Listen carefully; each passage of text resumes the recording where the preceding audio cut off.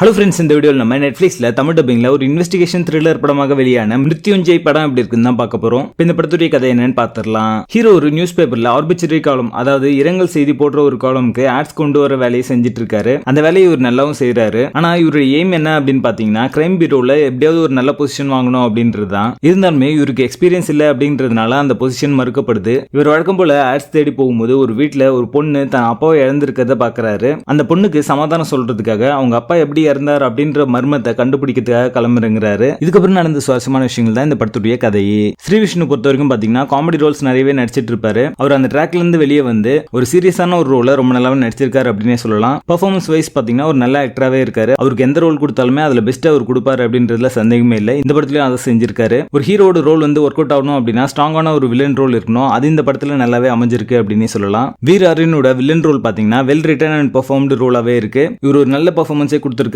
ஹீரோக்கு ஈக்குவலான ஒரு ரோலா இருக்கும். சோ இவங்க ரெண்டு பேருக்குள்ள நடக்கிற இன்டெலெக்சுவல் பேட்டில் ரொம்ப இன்ட்ரெஸ்டிங்கா இருக்கும் பார்க்கிறதுக்கு. ரெபேக்கா மோனிகா ஜான் பாத்தீங்கன்னா ஒரு முக்கியமான ரோல்ல காப்பா ரொம்ப நல்லாவே நடிச்சிருக்காங்க. படத்துடைய இறுதியில் வர அந்த ஆக்ஷன் காட்சிகள் எல்லாமே ரொம்ப ஸ்டைலிஷா இருக்கும் பார்க்கிறதுக்கு. அவங்களோட சாலிட் பெர்ஃபார்மன்ஸை இந்த படத்துல கொடுத்திருக்காங்க. இந்த படத்துல தேவையில்லாத சப்ளாட்ஸோ ரொமான்டிக் ஆங்கிள் எதுவுமே வைக்காம இருக்கிறது இந்த படத்துக்கான பலமாவே அமைஞ்சிருக்கு. படத்துடைய டிராபேக் பாத்தீங்கன்னா ஃபர்ஸ்ட் ஹாஃப் தான். படத்துடைய ஃபர்ஸ்ட் ஹாஃப்ல கேரக்டர்ஸ் எல்லாத்தையும் ஸ்டேஜ் பண்ண விதம் பாத்தீங்கன்னா இன்னும் கொஞ்சம் பெட்டரா பண்ணிருக்கலாம் அப்படிங்கிற மாதிரி தோணுச்சு. படத்துடைய ஃபர்ஸ்ட் ஹாஃப் பொறுத்த வரைக்கும் பேசிங் இஷ்யூஸ் அப்படின்றது இருக்கதான் செய்யுது. ப்ரீ இன்டர்வலுக்கு அப்புறம் தான் படமே வந்து இன்ட்ரெஸ்டிங்கா மாறும். இந்த படத்துடைய கான்செப்ட் பாத்தீங்கன்னா புதுசான ஒரு கான்செப்ட் இல்ல, ஒரு யூனிக்கான கான்செப்ட் நீங்க எதிர்பார்த்தீங்க அப்படின்னா இந்த படம் டிசப்பாயிண்டிங்கா இருக்கும். படத்துடைய பேசிங் ஃபர்ஸ்ட் ஹாஃப்ல ஸ்லோவாகவும் செகண்ட் ஹாஃப்ல நல்லா இருந்துச்சு. மொத்தத்துல இது ஒரு அபவ் ஆவரேஜ் இன்வெஸ்டிகேஷன் த்ரில்லர் படமாக வந்திருக்கு. படத்துல இருக்கான இல்ல, இந்த படத்தை நீங்க ஃபேமிலியோட பார்க்கலாம். மிருத்யுஞ்சய் படத்துக்கு எங்களோட ரேட்டிங் 6.5 out of 10.